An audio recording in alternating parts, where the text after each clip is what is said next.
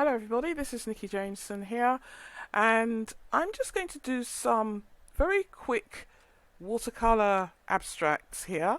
In my last couple of videos I did some watercolor abstracts showing off the brushes.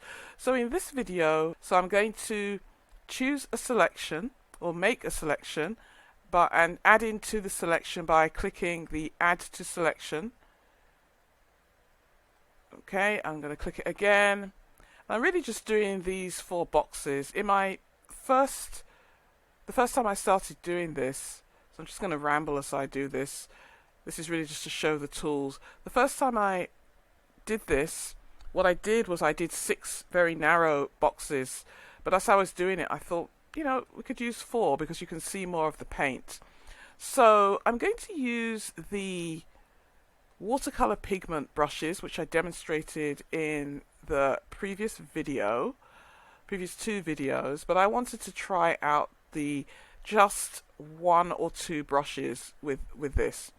So we are in hatched at the moment, but first of all, before I use hatch, I'm just going to add a grainy wash, and I'm going to use let's just see, I'm going to use a light cobalt. Now for the paper, let's see what paper do we want to use. We've got some really nice paper grain options.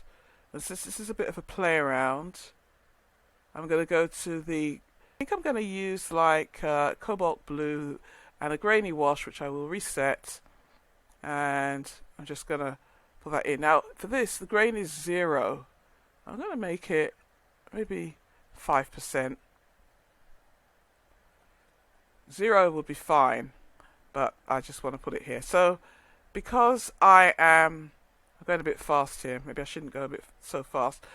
Because I'm painting within a selection, it stays within the selection, and that gives me a little bit more control. Now over this bloom, I'm going to put this permanent magenta. I'm just going to sort of, this is just part of the wash still. Okay, and I'm going to do the same thing, but I'm going to use another lighter color here, since we've got these going on at the same time. And what I could do is, what I really should do is probably change the paper for this, because it's just an opportunity to try something different. So perhaps what I'll do is just put this wash down, different colors. And I'm coming back here with the same settings and the same brush, very high diffusion amount, so lots of water flow. And then I'm going to go to this brush called Hatched. This is one of my favorite brushes. I'm going to reset it, and if I reset it, it's around 50. When this brush is big, it produces a very different stroke to its smaller size. And then what I'm going to do is I'm really just going to dab.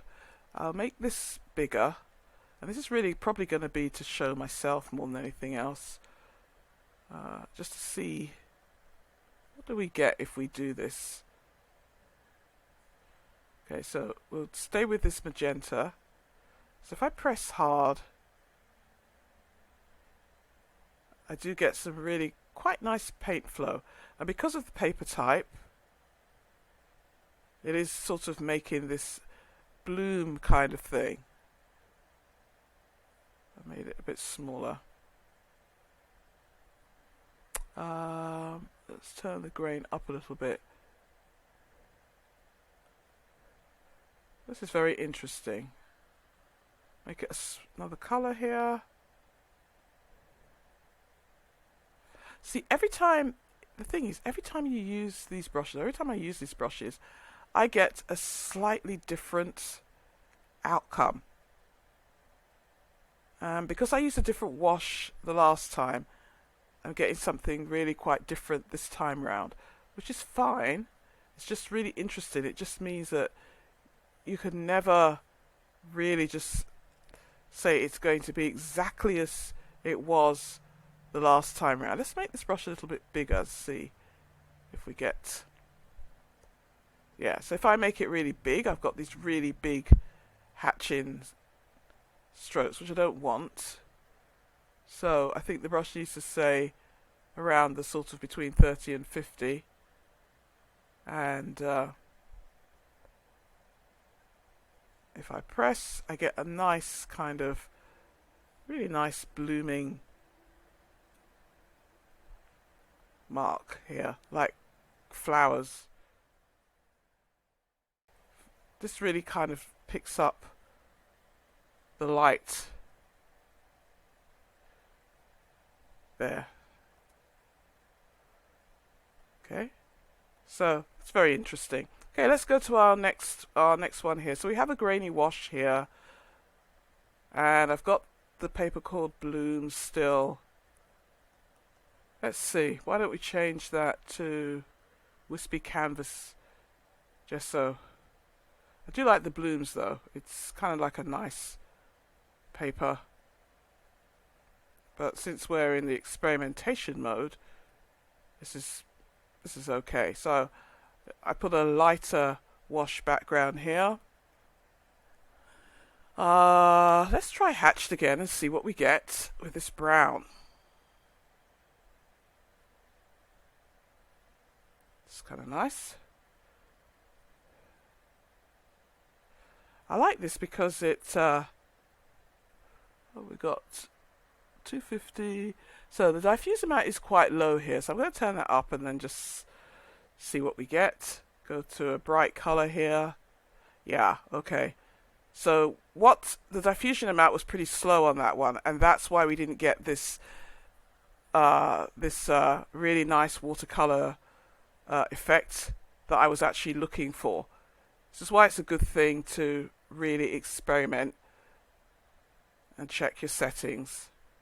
So with this, I can put some nice blue here and try and keep it to a few colors. And what you can do with this that is so nice is that you can add other, you don't have to just stay with watercolor. You can add other, like pastel, in this, and add to your strokes, add to your brush strokes. But you can have such a lot of fun with color and pigment with this. I just think it's so great. You can use like pastel colors. So this is the same two brushes, different paper, and it's just this really nice. I don't think that changed. I did. This really, really nice paper flow here, or this water flow, just by changing a few settings. Okay, we're going to go to our fourth one here. Goodness knows what I'm going to do with these. I have to turn them into bigger paintings. So I'm liking using Hashed. I'm going to go for Wash again. Move this up. And do a pale wash. Try and do it really quickly here. I didn't reset this. What's the wetness? Oh, the wetness is only 100. Let's increase that. So we get a little bit more wetness. I'm not really bothered that this is that wet yet, so that's not really the main thing. But you can see the water sort of settling in here. We're using this. And one thing I didn't do in the other videos is I didn't really change the paper. Okay, the paper settings, but I can change the angle of the paper settings, and you can rotate it, increase the scale, and that will give you even some more different marks. Alright, so we've got let's see what we're going to use with this. Now, I'm going to try this Runny Grain Reveal. I'm not quite sure what that's going to do, but I'm also going to change the paper very briefly here, and we're going to use this blue again. So I'm using Runny Grain Reveal, and it is a very interesting brush. I'm just going to reset it. So it leaves a really big, dense mark. And if you're not careful, so it dispenses a lot of water here. I'm going to turn the grain down. See what that does. It's a bit like the wetting agent, to be honest. The water really flows here, even though it's only 100, but the diffusion amount is 70. Alright, so that's an interesting, not quite sure what I feel about that one, but it's very interesting.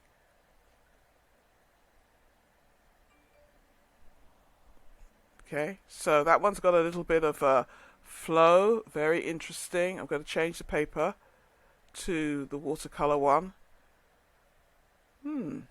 That's really interesting there. That is runny grain reveal. So what you could do with this one is to pop some more color on top of your colors that you've put down, or on top of your paint.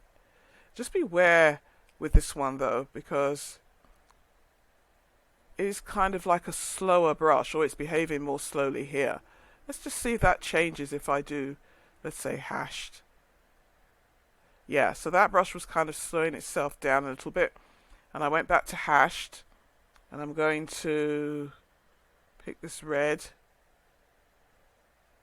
I'm just going to fill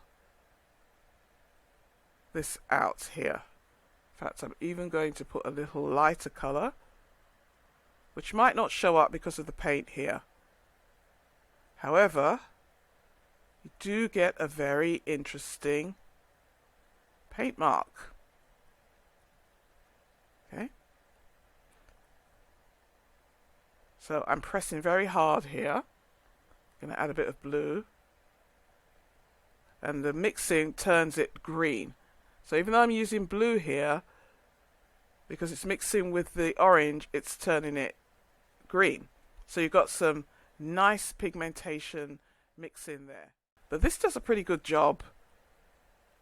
You know, I could, make some abstracts from this. I'm just playing with color here. And you can see it's making some nice abstracts here. I could make a really nice abstract landscape with this. And if you put in some marks, like using a pastel brush, you'll get some even more nicer things. Okay, I'm just going to do one more quick thing. I'm going to use the flat wash, and I'm going to use, let's use one of these grey range lights, a light wash for a change. Okay, I haven't reset this brush. We might change the paper. Just gonna, if I press, I get a really dark mark. Okay, let's reset it. So resetting it is a smaller brush. You can see I made it bigger. Now we are on the peppered watercolor here. Let's put it on the scrumbled gesso, just for giggles' sake. Isn't that nice? Look at how that all flows out. I love this. I so love this. It's so good. It's such fun more than anything else. I'm going to put some grey in here. Let's put maybe some blue.